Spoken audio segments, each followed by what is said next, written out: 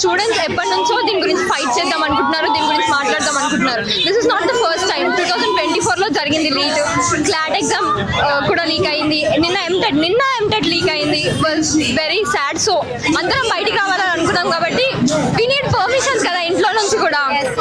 So ఈ paper leak అవడానికి reason అంటే ఎవరి వల్ల లోపం అనుకుంటున్నారు? అఫ్ కోర్స్ ఎడ్యుకేషన్ సిస్టమ్, ఇంకెవరు కాదు.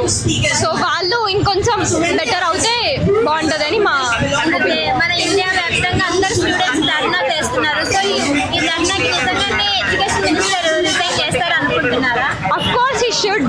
అంటే ఆయన రిజైన్ చేయాలని కాదు, కానీ ఆయన కనీసం మారినా will get a nice chance to response లేదు అతని నుంచి. ఇంతమంది చచ్చిపోతున్నారు అయినా కూడా రెస్పాన్స్ అవ్వకపోతే ఇంకా రిజైన్ తర్వాత ఫస్ట్ రెస్పాన్స్ అయినా అవ్వాలి కదా. 21 పీపుల్ చనిపోయారు, ఇప్పటికి కూడా ఏమి అకౌంటబిలిటీ లేకపోతే ఎవరు రెస్పాన్స్? 21 చనిపోయారు, తెలియకుండా ఇంకెంతమంది చనిపోయి ఉంటారు? సో మీరు అయితే ఎడ్యుకేషన్ మినిస్టర్ రిజైన్ చేయాలనుకుంటున్నారు.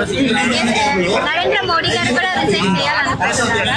మేము పాలిటిక్స్ మాట్లాడడం కానీ we want to change the education system. దాని మీరు ఫ్యూచర్ స్టూడెంట్స్ గురించి, ఫ్యూచర్ జనరేషన్ గురించి అయితే పోరాటం చేస్తున్నారు. అండ్ ఇంకా నెక్స్ట్ ఇక్కడ 4 o'clock వరకు మీకు పర్మిషన్ ఉంది.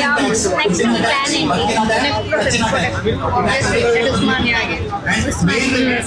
సో ఢిల్లీలో మనకి భారీ ఎత్తుగా అయితే ధర్నా అయితే జరుగుతుంది. అక్కడ మెట్ పోలీస్ అయి ఉంది లేడీస్ ని కొట్టడం. యాజ్ ఏ లేడీగా మీరు ఏం చెప్పాలనుకుంటున్నారు?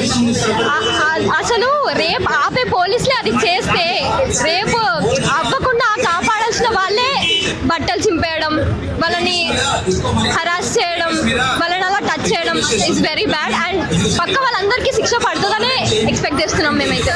వాళ్ళకి ఎలాంటి శిక్ష పడాలనుకున్నారు? జాబ్ రిజైన్ చేయాలనుకున్నారా? యా, ఆఫ్ కోర్స్ జాబ్ వాళ్ళకి they are not suitable for the job. Thank you.